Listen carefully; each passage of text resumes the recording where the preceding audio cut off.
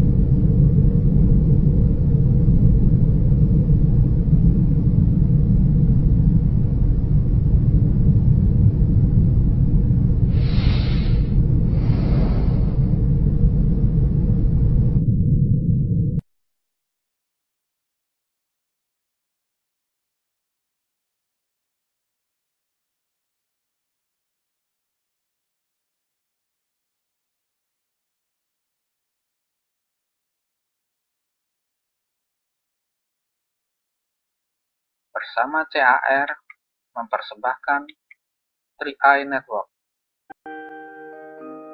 Saya mau cerita. Ada dua orang sahabat yang tinggal di sebuah desa kecil di Italia. Sebut saja nama mereka adalah Pablo dan Bruno. Mereka adalah anak muda yang memiliki impian yang tinggi.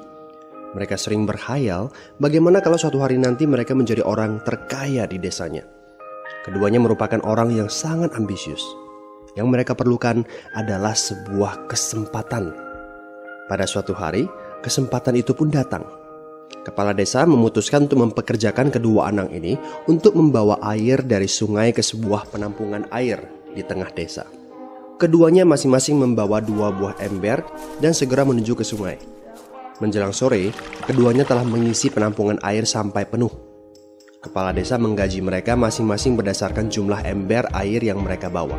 Wow, Pablo dan Bruno senang sekali. Ini berarti impian mereka akan segera terkabul.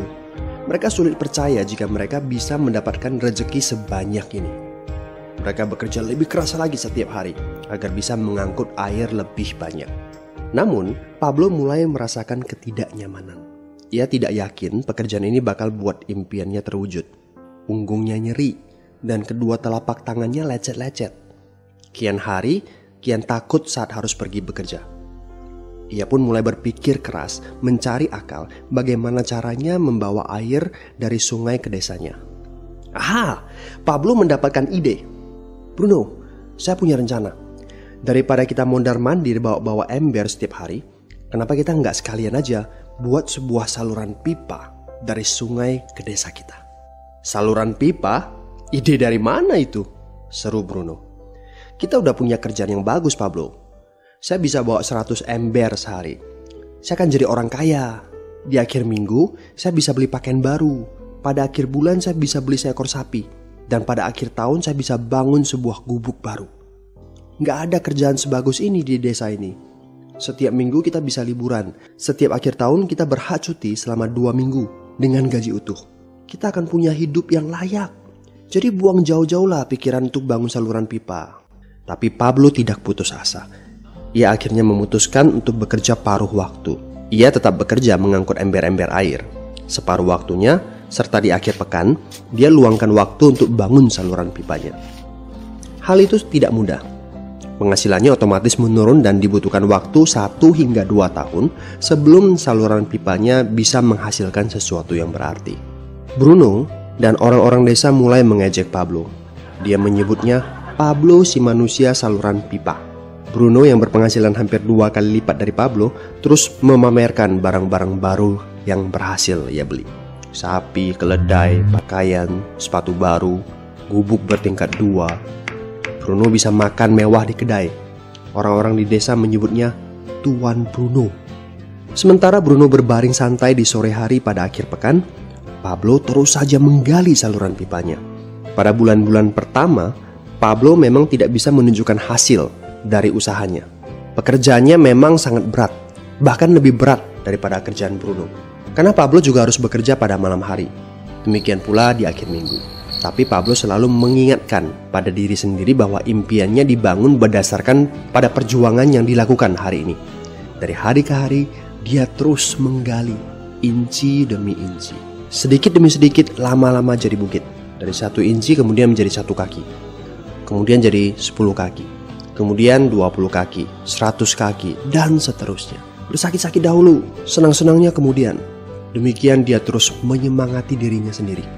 Sepulang kerja, tubuhnya lelah sekali. Fokus pada hasilnya.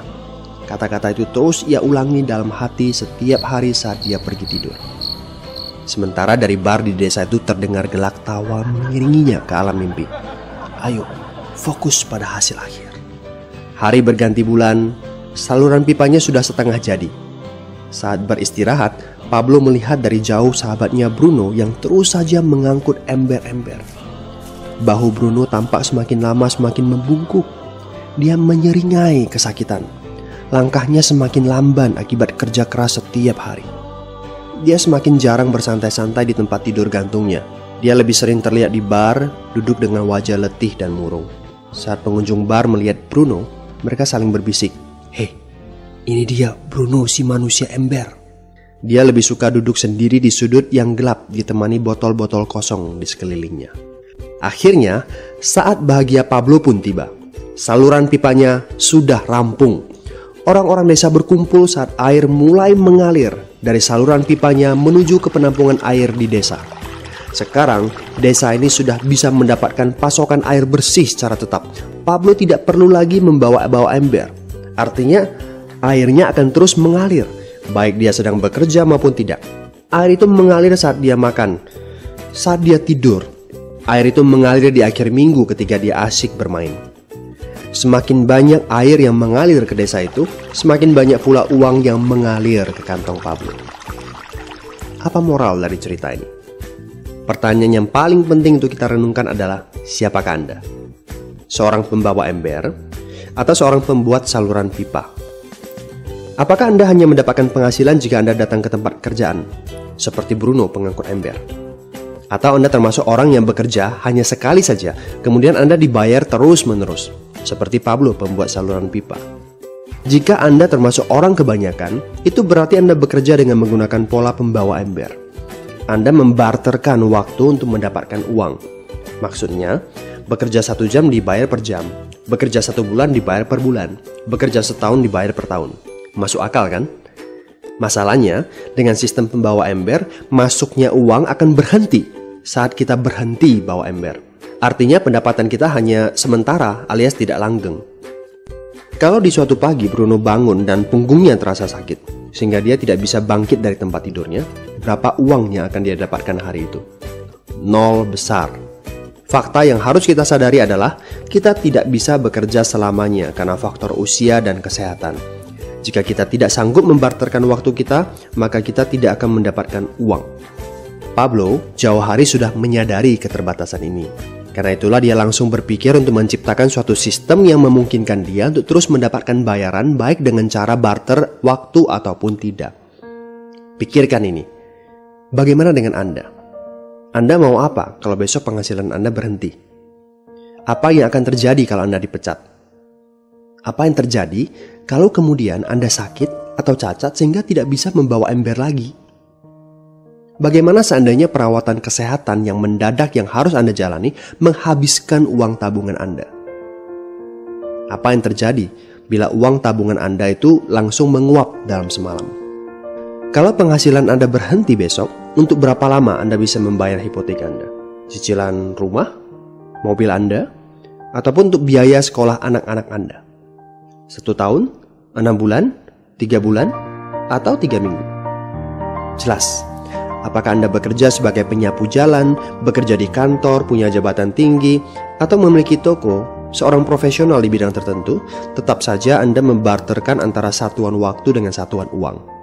Apakah dengan cara demikian Anda akan aman? Satu-satunya jalan untuk menciptakan keamanan yang sesungguhnya adalah seperti yang dilakukan oleh Pablo, yaitu membangun saluran pipa saat Anda masih bekerja sebagai pembawa ember. Dengan membangun sebuah saluran pipa, Anda cukup mengerjakan pekerjaan sekali saja, capeknya sekali saja, tetapi Anda akan dibayar terus-menerus. Saluran pipa ini akan memberikan Anda penghasilan walaupun Anda sedang tidur ataupun Anda sedang main. Penghasilan ini juga akan terus Anda peroleh setelah Anda pensiun, pada saat Anda sedang sakit ataupun cacat sehingga tidak bisa bekerja, dan juga dalam situasi darurat. Inilah yang disebut sebagai penghasilan pasif. Anda tahu, saat ini kami sedang membangun saluran pipa yang akan memberikan penghasilan pasif. Mau tahu caranya? Hubungi teman yang meminta Anda untuk menonton video ini. Dia punya akses untuk informasi yang Anda butuhkan. Mintalah video lanjutannya, atau jika memungkinkan, bertemu langsung dengan teman Anda.